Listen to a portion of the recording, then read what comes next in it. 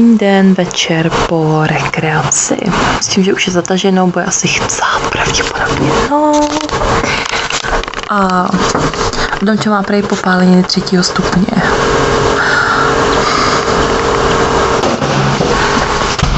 Co? Pojď se mi ukázat na kameru, jak jsi krásně spálená. Ukaž mi. Ty kráso. Ty. Takže tak.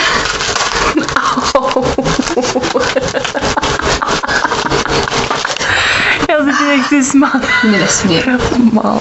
Blondýna, šel. Tak jsem si čekala, že jo.